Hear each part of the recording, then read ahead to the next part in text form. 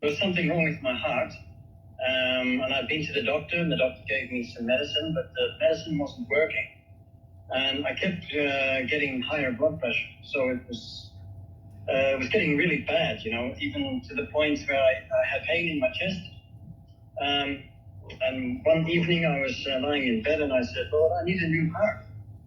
Could you please arrange something? Because I know that heaven has every spare part that I need. So if it's possible, that would be really good to get a new heart. So I fell asleep, and all of a sudden there was an angel standing in front of me. And I said, who are you? He said, my name's Nathaniel. And he said, I was ordered to bring you into heaven because you needed some spare parts. So I said, oh, well, I'm ready. Yeah, sure, why not? So he grabbed my hand and up we went together. And so it's strange. I don't know whether I was in the flesh, out the flesh, I don't know. But what I do know is that I was up flying above the earth, and I looked down and I saw the earth down, way down. And we came to this gate, halfway, I should say. And he took out a big key and he opened the lock. And then he opened up a hatch where we passed through. I've never heard anybody speak of this before, but it was really amazing. And I said, what is this? He said, this is the doorway that goes to heaven. And only if you have the key. And I said, does man have the key? And he said, no man has the key. Only Yeshua HaMashiach, the Christ, holds the key. And the angels, of course, need to go up and down. So up we went through the hatch, and then we passed through a whole lot of clouds. I remember seeing very thick clouds, and all of a sudden the clouds just disappeared. And I looked down and I saw this magnificent city. It was absolutely amazing how big and how gleaming it was. It looked so beautiful. And the angel took out a veil and put it over my eyes. And I asked him, why did you put this veil over my eyes? And he said, so if I don't do this, it's protection. Protection? Yes, protection, but you might want to stay here. I said, oh, okay.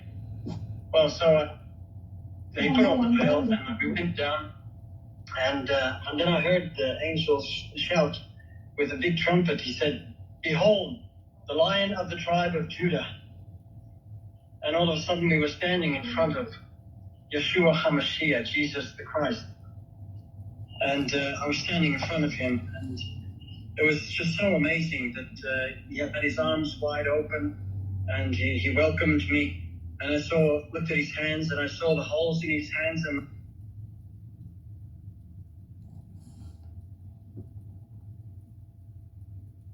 holes in his feet.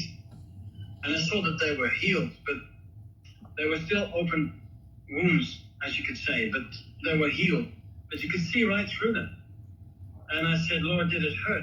And he said it was excruciating. He said, but not as excruciating as the pain of my children who continue on sinning. And then so we started to cry. I started to cry, and Jesus cried with me, and together we were just crying for a few minutes. It seemed like a few minutes. And then he said, oh, and it's enough crying now. Come, I need to show you around. So he showed me some things. It was so beautiful while walking on streets of gold. It was absolutely beautiful and amazing.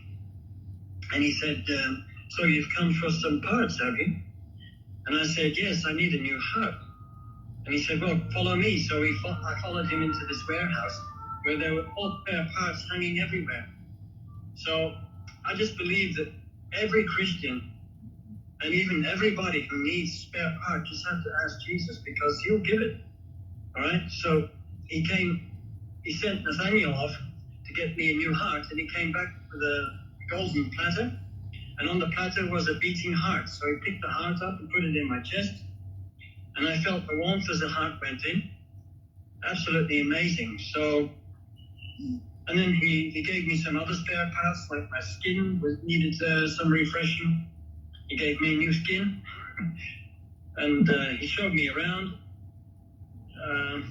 But he also gave me a very quick message of what to tell my children when I got back.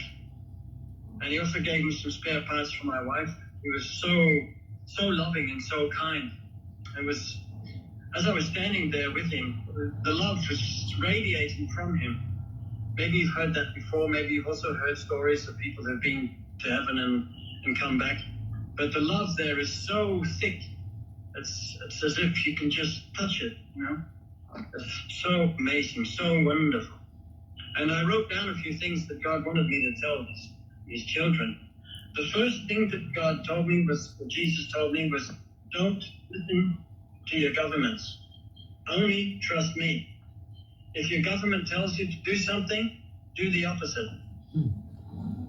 If they tell you to take a vaccine, that was the second thing he told me, reject it. And especially if they force it on you, then don't take it. Hey, you have an